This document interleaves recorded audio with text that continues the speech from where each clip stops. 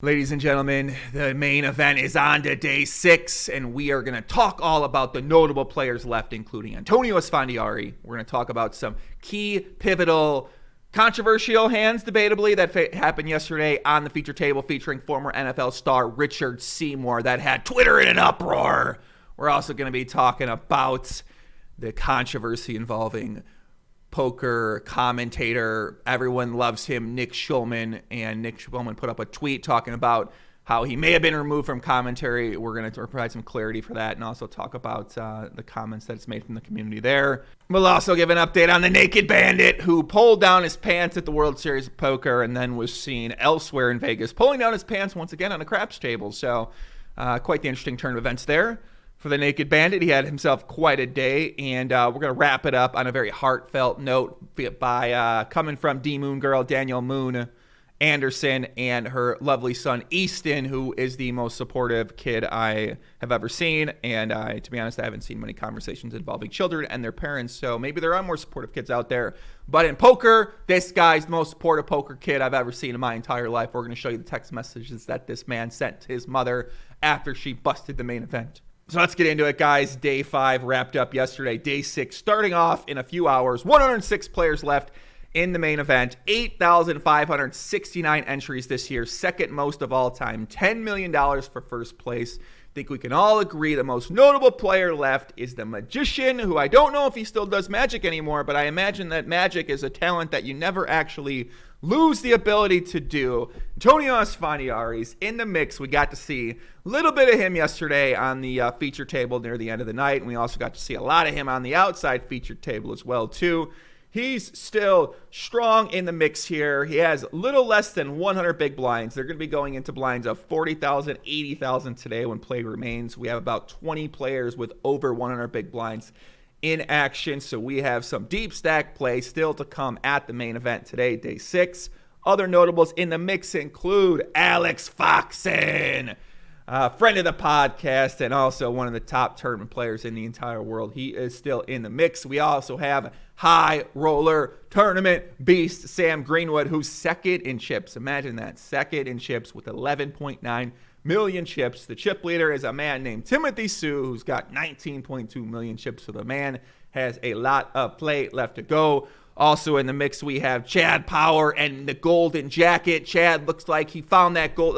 I was thinking to myself, Chad Power, looks like he walked into Studio 54. You guys know Studio 54. It was like a very big sexually filled drug club back in the 90s in New York City. Kind of looks like Chad Power walked in there like a little happy virgin guy, not really sure what he's getting himself into. He met the owner of Studio 54. The owner of Studio 54 said, "Yo, Chad, put on this gold jacket, baby." Chad puts on the gold jacket and all of a sudden transforms from a little virgin happy to be here to a man taking down beautiful women left and right circa Jungle Man 2019 in the Mediterranean Sea. But yeah, Chad Power with that gold jacket looking like, listen, man, told me a lot about the man. I was really enjoying watching him play, and I could watch him play in that gold jacket any day. Chad Power's still in the mix. We also have son of World Series Poker main event champion Joe Hashim, Daniel Hashim in the mix. Luckily, ESPN showed him about 875 times and somehow managed to not tell us a goddamn thing about Daniel Hashim except that he's Joe Hashim's son. So that's all we know about him because that's all ESPN really told us, luckily. Thank you, ESPN, for giving us the pivotal information that we need about who Daniel Hashim is outside of he once ate pizza yesterday when Joe Hashim brought 5 pieces of pizza boxes to the table. And once again, I don't know a damn thing about him. I'd like to know more about the guy. Seems like a nice guy, and we got to see plenty of him. Also going down the chips here in the mix here, kind of a couple names that you guys might there know. Jeff Mattson, amateur rapper and 4 times World Series of Poker bracelet winners down here in the chip stack. Jake Schindler as well, too. Plays a lot of the high-stakes tournaments up there. He's in the mix. Dario Sammartini, we got to see a lot of him play as well, too. He's still in the mix. I think the main hands from day 5 that people on Twitter had some feedback on, of course, they never have positive feedback on Twitter because the only thing that people seem to enjoy talking about in poker when a hand comes up is how shitty someone played a hand rather than how well someone played a hand. So 2 hands involving Richard Seymour. The first hand took place when Dario raised early position Richard flatted the small blind pocket tens, and Richard had been playing, in terms of what we saw on stream, he playing relatively tight, didn't really play many hands, but also didn't have much cards, so we didn't really get to see him mix it up too much. But it did seem to play more on the timid side, which is completely understandable as we're deep in the main event, and I think he'd rather be safe than sorry, which seems like a pretty good approach. But everyone out there on Twitter is just fucking fuming that, oh my God, is this, that, you know, these fucking guys, they love to complain nonstop. These guys love fucking bitching nonstop. I swear to God, when you go anywhere in poker on the forums, all you get is people crying like fucking bitches, just crying. He played the hand, it's so bad. He played the hand so bad. Oh my God, fuck, I would have done this. I would have done. Everyone's a goddamn genius. Everyone is a winning poker player. Listen, I want to see, I wish there was like a way where when I get to read some of these fucking people commenting on poker, I just want to see the receipts of their own results. If you're not a winning player, if you're not up money at poker, I just don't want to fucking hear from you sometimes. You know, I don't want to hear you crying, talking about how you know what somebody should do or not, whatever, woo, woo, woo. You know, I wish that was possible. Obviously, it's not possible. We're dreaming on here. But, yeah, he played one hand, pocket tens. He flatted the small blind. Twirl air position raise. The big blind came along. Eldred 5-6. Flop came down 8-4 deuce rainbow. Big C checks it. Eldred checks it. San Martino makes a standard continuation bet. Seymour check calls. And then Eldred shoves all in with the double gutter, folds back to Richard, and Richard goes into the tank for a very long time and says, what do you have? Do you have jacks? Do you have a set? And then he goes ahead and lays down his hand. We had about 68% equity, I believe, in the hand too. And a lot of people on Twitter were saying this is an easy call. How can you fold? Easy call. He doesn't have jacks. If he had jacks, he would have re-raised pre-flop and all this kind of stuff like that. So that was one hand that he was involved in. Another hand he was involved in, he had ace-king, and we had an under-the-gun min raise from Dario. And then we had a player shove all in from the cutoff with the king-queen offsuit. And then Richard had the ace-king right behind him, asked for a count, did not look happy about the situation, looked like he was facing about a 15 big blind shove, and he tanked. I thought he was just Hollywooding, but then he ends up folding the ace-king, and he still leaves himself a lot of chips to play here if he does call that, and potentially if the under-the-gun raiser has a big hand and he gets it in pretty bad. I mean, maybe in Richard's mind he's thinking, if I'm only flipping here and sometimes dominated, then I should just fold here, wait for a better spot, wait for a spot on the aggressor. And, you know, I kind of understand where he's coming from. I think that's the challenge of poker players, try to get inside the head of where someone might be coming from. But, of course, the professionals on Twitter all says it's a terrible fold. You got to get it in, 15 big blinds. The guy shoved versus an active, high-stakes player like Dario. I'm apparently, because Twitter is familiar with Dario, they expect everyone else in the entire world to be very familiar with the resume of every other professional poker player out there in the world. So they assume that Richard Seymour should know these kind of things like that. And, but yeah, Richard did end up folding, and he's a genius because he would have lost to the king-queen, all right? He's a genius. He knew the queen was coming. Calm down, people. Calm the fuck down, all right? But he ended up folding, and, you know, people, of course, they talked a little bit about that too. So overall, not much exciting happened in day 5 outside of just some solid, good, fundamental poker, some questionable plays, some potential mistakes, some loose calls pre-flop. But overall, I very much enjoyed the action that we saw. There was also a big controversy involving Nick Schulman that took place on Twitter, with Nick Schulman talking about apparently Nick was quoting a tweet where you know, somebody pointed out that Nick talked about how the World Series poker isn't the best way to learn and get better at poker, and he said this on ESPN. I did not catch this comment if this was said on ESPN. And then Nick quoted that tweet and said, "You must be right, David. Coincidentally, I've also been removed from the broadcast. LOL. But I won't put the little monkey head on and dance around for you or them. Tourney is soft with some incredible players, and they're battling. These are facts. It's still an incredible sweat."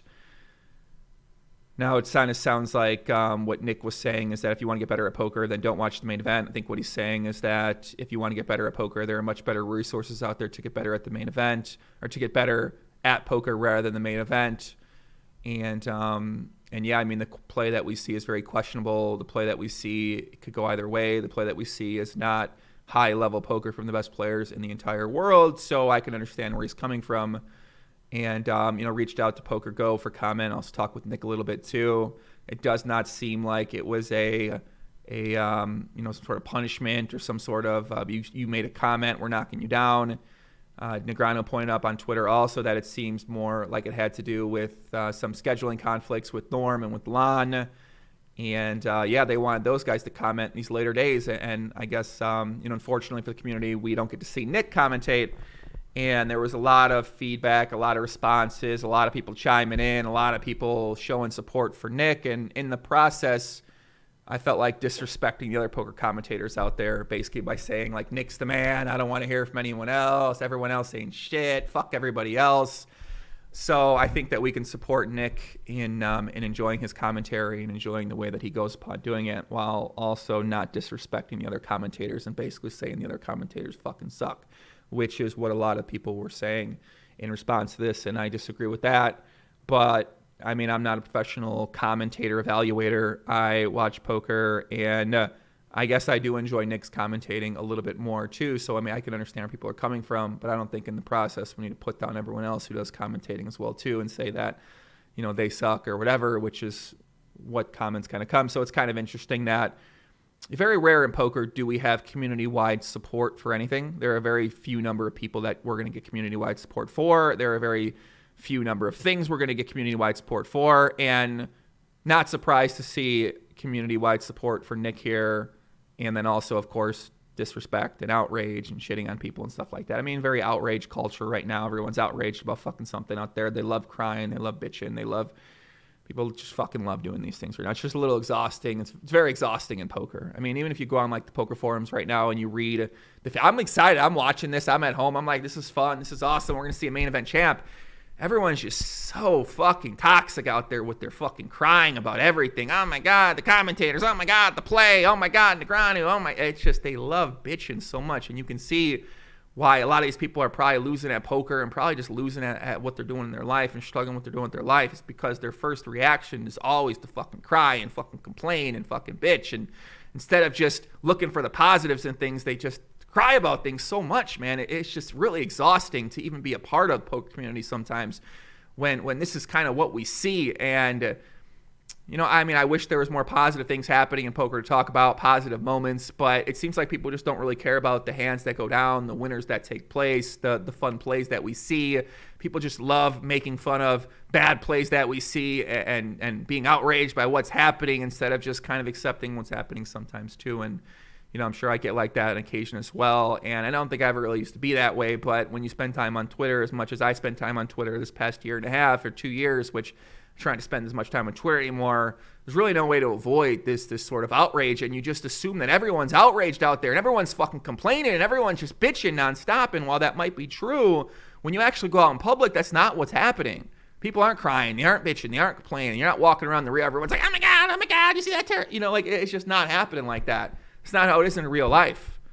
Really isn't. When you're on Twitter, you're led to believe that this is just what's taking place. If you're on the forums, you're led to believe what's taking place. And it's just really not what's happening out there for the most part. And maybe if it is happening behind, private behind closed doors, whatever. But really fucking exhausting, guys. Really exhausting, man. Really exhausting to see. So I'm going to be cutting out a lot more of that interaction with these places, because I'd rather focus on sort of the celebratory things happening in poker. And I understand there's not, celebratory things have been happening in poker for a long time, and maybe they're a little bit, maybe there's not as exciting to people anymore, whereas the controversial things and the bad things that happen with the poker side, stuff like that, is something that gets people's attention a little bit more. And I think we do need to speak out on serious issues that are happening with poker sites when they're scamming the players out there. But I don't know. I'm pretty sure you guys understand where I'm coming from with this. If you read the forums, stuff like that, it's just very exhausting. Very exhausting. One positive thing that did take place yesterday was Danielle Moon Anderson was eliminated from the main event, unfortunately, but she has the more supportive son of all time. We're going to read some text messages from my man Easton right now. Daniel said, I'm out of the tournament, and Easton said, oh, well, you did really good. Anything I can do to help? And she said, not at the moment, but you're very sweet for asking. I love you, buddy. He said, well, you'll get him next time, with the comment there, too. Very impressive right there. She says, hopefully. And he said, anything you want to do. Movie, dinner, question mark. And she said, got to let the disappointment sink in a bit first and then decide what to do. Okay, might be better to postpone best buddy time until tomorrow when I can be a bit less bummed. He said, sorry, Mom. And then she said, I finished 301 out of 8,569. It's pretty good, but the closer you get in tournaments, the more it hurts to bust out. So close, but so far. It's okay, buddy. You're the best and life is good. Great, actually. And he said, it's okay, Mom.